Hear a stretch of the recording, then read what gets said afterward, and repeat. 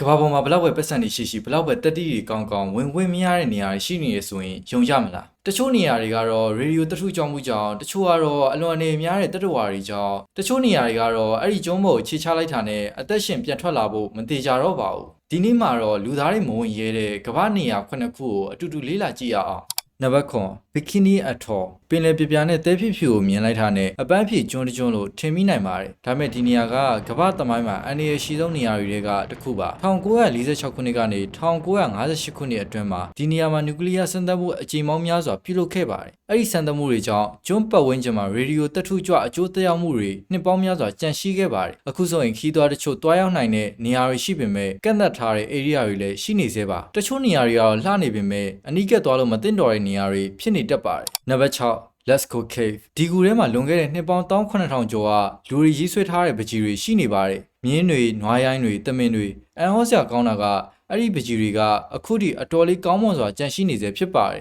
ဒါပေမဲ့တချင်ကခီးသွွားတွေအများကြီးဝင်ရောက်ကြည့်ရှုခဲ့တာကြောင့်လူတွေရဲ့အသက်ရှူထုတ်တဲ့ကာဗွန်ဒိုင်အောက်ဆိုက်စူတိုင်းစားနဲ့ဘက်တီးရီးယားတွေကပကြီးတွေကိုစတင်ပျက်စီးစေပါတယ်ဒါကြောင့်မူလကူကိုအများပြည်သူဝင်ပိတ်ပြီးတော့ယနေ့မှာတော့မိတ္တူပြုလုပ်ထားတဲ့ကူကိုပဲခီးသွွားတွေဝင်ရောက်ကြည့်ရှုနိုင်ပါတယ်တခါလေအန်ရီကြောင့်မဟုတ်ဘဲနဲ့တန်မိုးကြီးလွန်းလို့လေလူတွေကိုဝင်ခွင့်မပေးတဲ့နေရာတွေရှိပါတယ်နံပါတ်5 North Sentinel Island အိန္ဒိယသမုဒ္ဒရာထဲမှာရှိတဲ့ဒီကျွန်းဟာကမ္ဘာပေါ်ကအထီးကျန်ဆုံးလူမျိုးစုတွေနေထိုင်တဲ့နေရာပါSentinel လူမျိုးစုဟာပြင်ပကမ္ဘာနဲ့ထိတွေ့ဆက်ဆံတာကိုမလိုလားဘဲနဲ့အပြင်လူတွေကန့်ကက်လာရင်မြားရည်နဲ့တိုက်ခိုက်လေးရှိပါတယ်။ဒါကြောင့်အိန္ဒိယအစိုးရကလည်းဒီကျွန်းအနီးနားကိုတွားရောက်တာကိုအတင်းကျပ်တားမြစ်ထားပါတယ်။ဒီလိုမျိုးလုပ်တာကပြင်ပလူတွေကိုကာကွယ်ဖို့နဲ့မဟုတ်ဘဲနဲ့ဒေသခံလူမျိုးစုကိုလည်းပြင်ပကူးစက်ရောဂါတွေကနေကာကွယ်ဖို့ဖြစ်ပါတယ်။တခါတလေမဝင်ရတဲ့အကြောင်းရင်းကလှုပ်ဝက်ချက်ကြောင့်မဟုတ်ပါဘူးလူတွေရဲ့ဘဝနဲ့ယဉ်ကျေးမှုကိုကာကွယ်ဖို့ဖြစ်ပါတယ်နံပါတ်4 Area 51ကမ္ဘာပေါ်မှာနာမည်ကြီးဆုံးလှုပ်ဝက်နေရဆိုရင်လူတော်တော်များများက Area 51ကိုပြင်းမြင်ကြပါတယ်တချို့ကဂျိုသားတွေကိုဒီမှာဖမ်းထားတယ်တချို့ကတော့ UFO ရင်းမြန်းတွေကိုဒီမှာသိမ်းထားတယ်လို့ပြောကြပါတယ်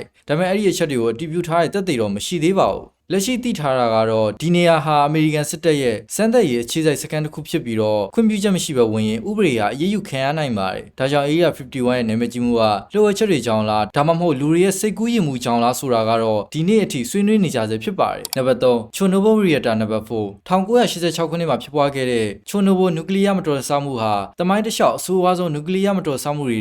တစ်ခုအဖြစ်သတ်မှတ်ခံထားရပါတယ်။အခုချိန်မှာတော့ပတ်ဝန်းကျင်ဒေသတချို့လမ်းညွှန်နဲ့တွားရောက်လည်ပတ်နိုင်ပေမဲ့တပေါင်းဖို့အတွင်းနဲ့ကန့်သက်ဧရိယာအများစုကိုတော့အများပြည်သူဝင်ရောက်ခွင့်မရှိပါဘူး။ရေဒီယိုတထုကြွအန်ဒီကိုဆက်လက်စောင့်ကြည့်ပြီးထိန်းချုပ်နေရဆဲဖြစ်ပါတယ်။အဆောက်အုံတွေကတိတ်ဆိတ်နေတယ်လမ်းတွေကလည်းလူမရှိတော့ဘူး။ဒါပေမဲ့မမြင်ရတဲ့အန်ဒီကတော့ရှိနေသေးပါ။နံပါတ်2 Snake Island ဘရာဇီးနိုင်ငံကန်ယူရန်အနီးမှာရှိတဲ့ Snake Island ဟာကမ္ဘာပေါ်ကအန်ဒီရှိဆုံးကျွန်းတွေကတစ်ခုဖြစ်လူသိများပါတယ်။ဒီကျွန်းမှာ Golden Lancet လို့ခေါ်တဲ့အစိပ်ပြင်းမွေမျိုးစိတ်တွေအများပြားနေထိုင်ကြပါတယ်။ဒီမွေဟာကမ္ဘာပေါ်မှာဒီကျွန်းမှာပဲတဘာဝအတိုင်းတွေ့ရတဲ့မျိုးစိတ်ဖြစ်ပြီးတော့သူ့ရဲ့အစိပ်ကသားကောင်ကိုအချိန်တိုတွင်းအားနဲ့သွားစေနိုင်ပါတယ်။ဒါကြောင့်ဘရာဇီးအစိုးရကသိပ္ပံသူတွေသည်အနေငယ်ရလွဲပြီးတော့အများပြည်သူကိုကျွန်းပေါ်တက်ရောက်ခွင့်မပေးထားပါဘူး။ကြီးလိုက်ရင်တော့ကျွန်းဟာတာရပါတယ်။ဒါပေမဲ့ခြေလန်းတိုင်းရဲ့အောက်မှာအန္တရာယ်ရှိနေနိုင်ပါတယ်။နံပါတ်1 Sassy Island ဒီစီးရဲ့နံပါတ်1ကတော့ Sassy Island မှာဒီကျွန်းဟာ1963ခုနှစ်မှာပင်လယ်အောက်မီးတောင်ပေါက်ကွဲမှုကြောင့်အသစ်ဖြစ်ပေါ်လာတဲ့ကျွန်းတစ်ကျွန်းဖြစ်ပါတယ်။ဒါဆိုဘာလို့မဝင်ရတာလဲ။အကြောင်းရင်းကအန္တရာယ်ကြောင့်မဟုတ်ပါဘူး။သိပ္ပံပညာရှင်တွေကလူသားတွေမနှောက်ယှက်ဖဲနဲ့တဘာဝက